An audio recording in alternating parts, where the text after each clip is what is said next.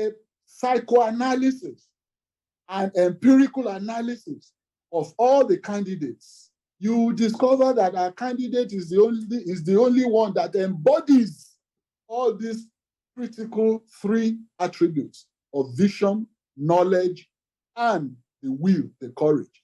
And I can go on and on to explain. One, visioning. What do we mean by visioning? I will tell you, a leader must be able to think minimum of 25 years and conceptualize policies that will endure for the next 25, 30, 40, 50 years. Not just for today. Those are cash and carry container economics people that look at the immediacy. No.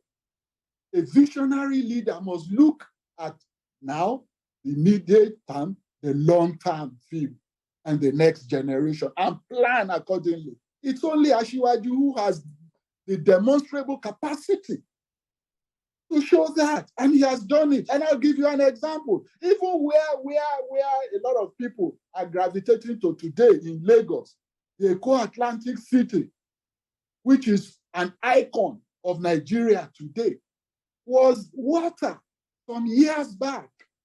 I don't know how many of you were in Lagos. Jide, you would know.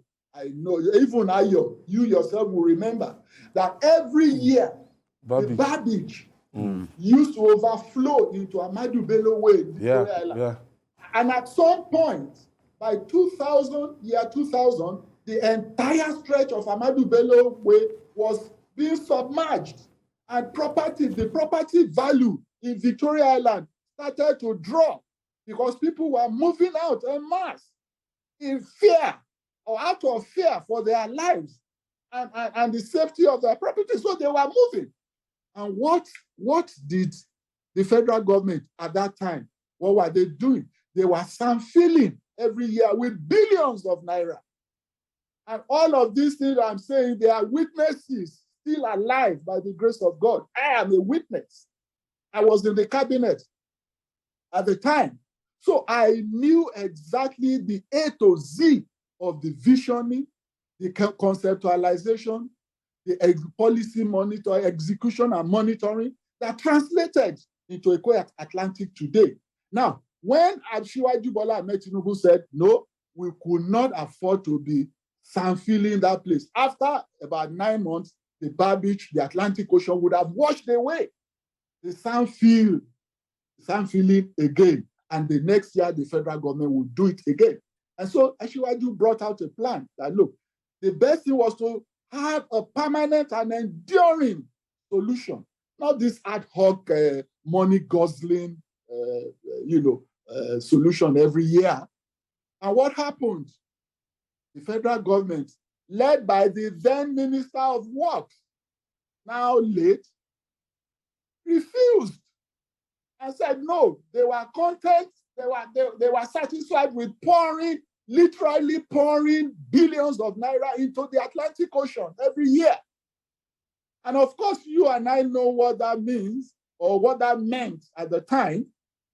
Money were just, disappearing and all of that. And after 9 months, the sandfield space will be subsumed and submerged all over again. Of course, we then said, led by Asiwaju, he said, this is Lagos, even though the federal government was claiming ownership.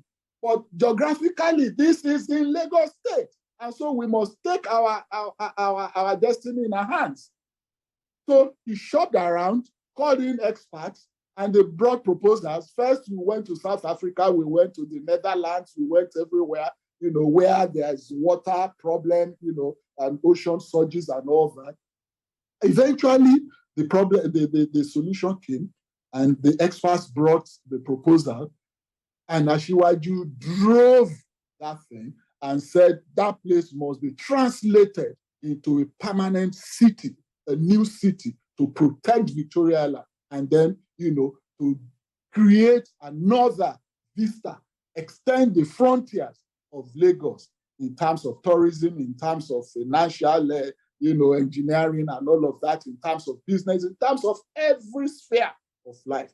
Of course, the federal government also refused and became obstinate And this is that now the conceptualization of that policy, of that project, is the visioning.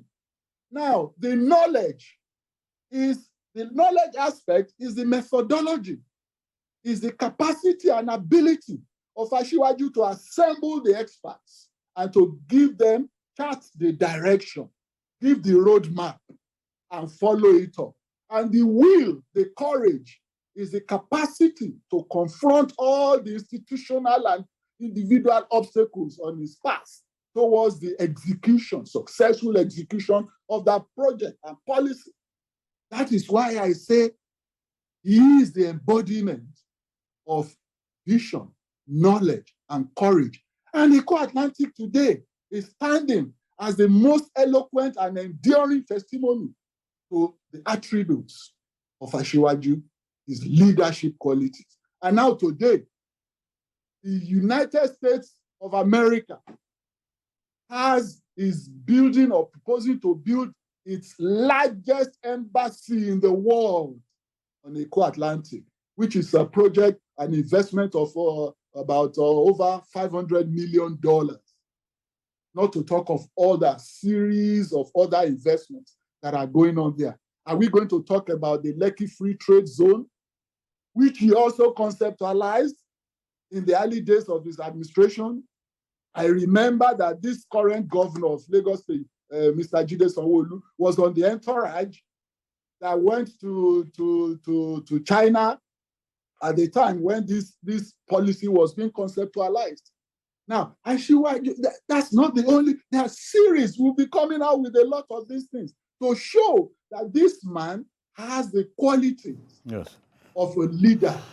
Fair enough. He possesses the capacity, the uncanny ability to move Nigeria forward. If he can translate Lagos State from a mere 600 million naira per month, I was there, I wasn't told, and I didn't read it. I was a member of the cabinet when we resumed in June of 1999. My question IGR was 600